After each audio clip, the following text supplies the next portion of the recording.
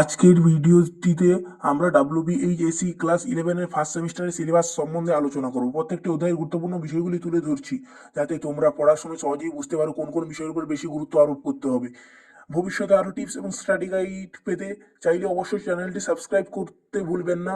ধন্যবাদ সবাইকে। প্রথম অধ্যায়টি হলো ইতিহাস বোঝা, আন্ডারস্ট্যান্ডিং হিস্ট্রি। এখানে আমরা প্রাগ ইতিহাস, প্রোটো হিস্ট্রি এবং বিভিন্ন উৎস থেকে কিভাবে ইতিহাস রেকর্ড করা হয়েছে এবং বিবর্তন নিয়ে আলোচনা করব। বিশেষ করে ভারতীয় ইতিহাসের মধ্যে এই সময়ের গুরুত্ব এবং সময় ও কালক্রমিক ঘটনার বিষয়ে ইতিহাসের গুরুত্ব অনুধাবন করব। এবার চলে আসি দ্বিতীয় অধ্যায়। দ্বিতীয় অধ্যায়ের নাম তিনটি মহাদেশ জুড়ে সাম্রাজ্য বা সাম্রাজ্য।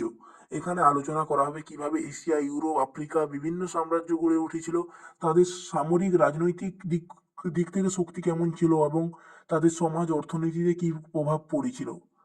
এবার চলে আসি তৃতীয় অধ্যায়। তৃতীয় অধ্যায় শাসন ব্যবস্থা, কম্পারেটিভ স্টাডিজ। এই অধ্যায়ে প্রাচীন সাম্রাজ্যের প্রশাসনিক ব্যবস্থা, মহাজনপদ, রাজতন্ত্রের বিকাশ নিয়ে আমরা এখানে আলোচনা করব। এই অধ্যায়ের মধ্যে রয়েছে মৌর্য সাম্রাজ্য, গুপ্ত সাম্রাজ্য, রোমান সাম্রাজ্য, মুঘল এবং অটোমান সাম্রাজ্যের শাসন ব্যবস্থা। এবার প্রজেক্টের দিকে নজর দেওয়া যাক। এই সেমিস্টারে তোমাদের একটি টাইম চার্ট প্রস্তুত করতে হবে যা সভ্যতার বিবর্তন দেখাবে। এছাড়া তো রোমান সাম্রাজ্য ও দাসত্বের প্রভাব সম্পর্কিত মানচিত্রের কাজ করতে হবে। এভাবেই আমাদের এই ভিডিওটা ছোট্ট হলেও খুব গুরুত্বপূর্ণ বিভিন্ন মানুষজনের কাছে, বিভিন্ন ছাত্রছাত্রীদের কাছে, বিভিন্ন কম্পিটিটিভ এক্সামের জন্য প্রস্তুত নেওয়া বিভিন্ন স্টুডেন্টের কাছে।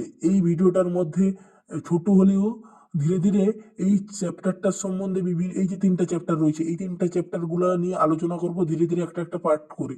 এই পার্টগুলো জানতে হলে আমাদের ভিডিওটা ভালো করে দেখবেন এবং শেয়ার করবেন, সাবস্ক্রাইব করবেন। ধন্যবাদ।